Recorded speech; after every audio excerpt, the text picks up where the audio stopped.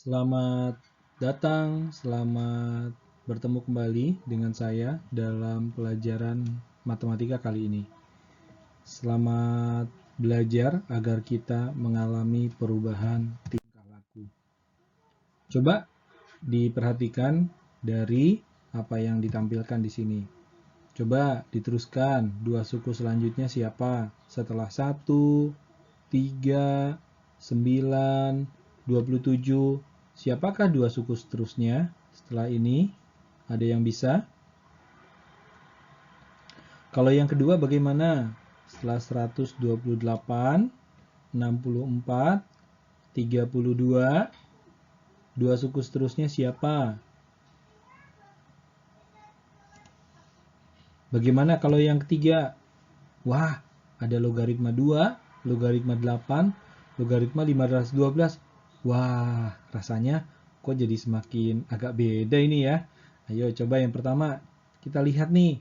1 ke 3. Kayaknya dikali 3 nih. 3 ke 9. Sama kali 3. Berarti 27 kali 3 juga ini. 27 kali 3 berapa? 81. Setelah itu berapa? 243. Yang kedua bagaimana? Kayaknya kalau dari 128 ke 64, kayaknya dibagi 2 ya. Oh iya, dibagi 2. Ini juga dibagi 2 nggak ya? Oh, ini juga dibagi 2. Oh, ternyata sama. Berarti ini dibagi 2 juga dong. 16. Nanti dibagi 2 lagi berapa? 8. Nah, kalau yang nomor 3 gimana? Nah, coba ya. Dipikirkan dulu ya. Mari kita coba lihat analisis dari barisan yang pertama. Dengan mengambil barisan 1, 3, 9, 27, coba hitung perbandingan suatu suku dengan suku sebelumnya. 3 dengan suku sebelumnya 1 dibandingkan. 9 dengan suku sebelumnya 3 dibandingkan. 27 dengan suku sebelumnya 9 dibandingkan. Coba kita bandingkan. 3 banding 1, 3. 9 banding 3, 3. 27 banding 9, 3. Oh, ternyata mereka punya perbandingan suku yang sama. Tetap, yaitu 3. Nah, dari sini, maka barisan 1, 3, 9, 29 disebut barisan geometri. Bilangan 3 yang tadi disebut rasionya, atau perbandingan dari barisan geometri. Maka secara umum boleh dikatakan barisan geometri adalah barisan bilangan yang mempunyai rasio atau perbandingan yang tetap antara dua suku yang berurutan dan dinotasikan dengan R. Rumus umum barisan geometri bagaimana? Rumus umumnya adalah UN sama dengan A dikali R pangkat N kurang 1. N kurang 1-nya ini pangkat ya. Nah, ini saya kasih tahu ini berupa pangkat. A-nya siapa? A-nya adalah suku pertama. Ada yang bilang boleh pakai U1. R-nya rasio, yaitu perbandingan antar suku yang berurutan. Satu suku dengan suku sebelumnya. Jadi, rasio ini boleh dipahami perbandingan suatu suku dengan suku sebelumnya. Begitu contohnya bagaimana? Mungkin U3 dibagi U2. Boleh juga U99 dibagi U98. Begitu. Nah, coba kita latihan yuk. Bagaimana sih menentukan rumus suku ke N dari suatu barisan geometri? Kalau barisannya 1, 3, 9, 27, kemudian yang tadi contoh kedua 128, 64, 32, bagaimana sih bikin rumus UN-nya? Untuk yang pertama, bilangan pertamanya 1, berarti A-nya 1. Atau U1-nya sama dengan A itu sama dengan 1. Dari sini. Kemudian, R-nya perbandingan suku dengan suku sebelumnya. 3 banding 1, 9 banding 3, itu 3. Ini R-nya. Tadi sudah kita jelaskan ya. Lalu kita masukin ke dalam formulanya yang tadi. UN sama dengan A dikali R pangkat N kurang 1. A-nya tadi 1. R-nya tadi 3. pangkat N kurang 1. Oke, kita simplify. 3 pangkat N kurang 1 itu artinya 3 pangkat N dibagi 3. Ini dia. Kalau pangkatnya negatif itu artinya dia jadi penyebut, ya kan? Dinotasikan dalam bentuk yang lain jadi sepertiga kali 3 pangkat N. Boleh seperti itu. Itu yang pertama. Lalu bagaimana dengan yang kedua? Yang kedua, suku pertamanya 128. Atau dengan kata lain, A-nya 128. R-nya kita bikin yuk. Perbandingan suku kedua banding suku pertama. Boleh 64 banding 128. Atau 32 banding 64. Jadi jawabannya, rasionya adalah setengah. Ini dia, rasionya setengah. A-nya udah, R-nya udah. Tinggal kita masukin ke dalam formula. Jadi UN sama dengan A dikali R pangkat N kurang 1. 128 itu A-nya dikali R-nya tadi setengah pangkat N kurang 1. Nah, dengan menggunakan apa yang dipelajari di kelas 10 tentang pangkat, kita sederhanakan menjadi 512 per 2 pangkat N. Lalu bagaimana yang ketiga? Nah, yang ketiga coba ya dikerjakan sendiri ya. Begitu.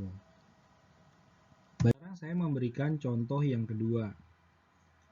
Suatu barisan geometri dengan suku-suku positif mempunyai suku kelimanya 12 dan suku ke-9-nya 192. Suku ke-11-nya berapa? Nah, itu pertanyaannya. Nah, di sini kita punya modal ada suku ke-5 sama dengan 12 dan suku ke-9 sama dengan 192. Kita tahu bahwa rumus UN itu adalah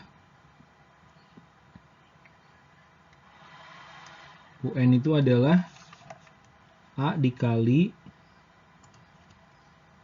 saya tulis di sini, R pangkat N min 1.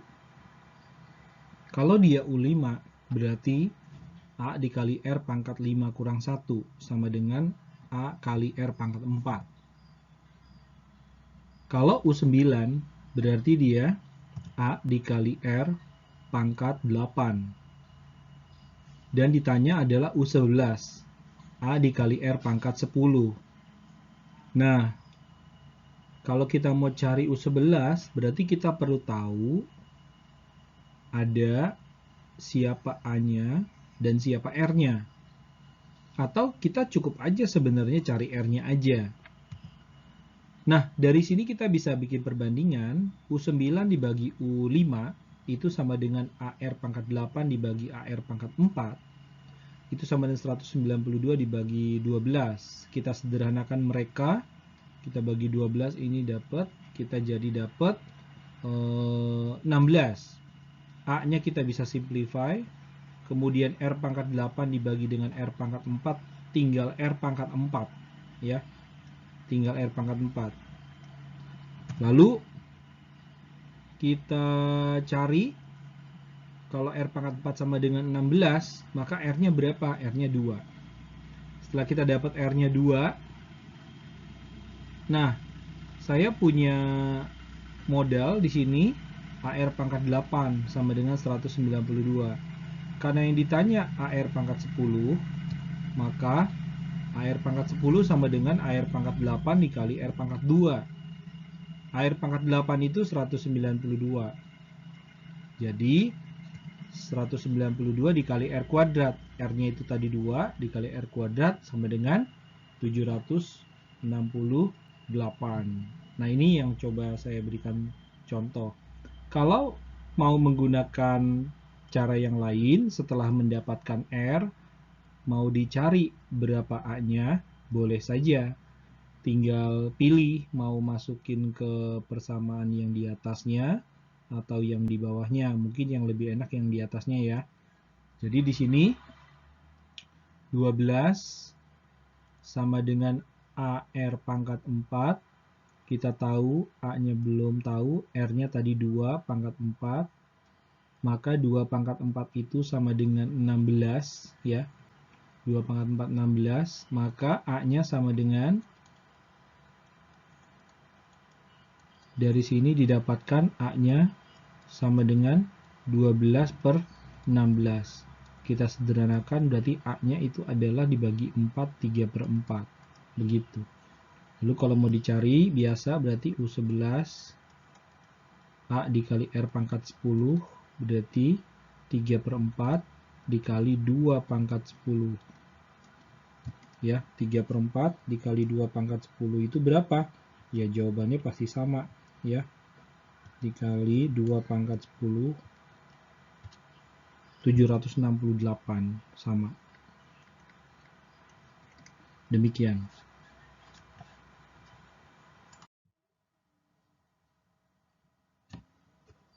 Nah, sekarang anak-anak boleh mengerjakan uji kompetensi 5.3 nomor 1 sampai 5 untuk yang A dan B saja. Selamat mengerjakan.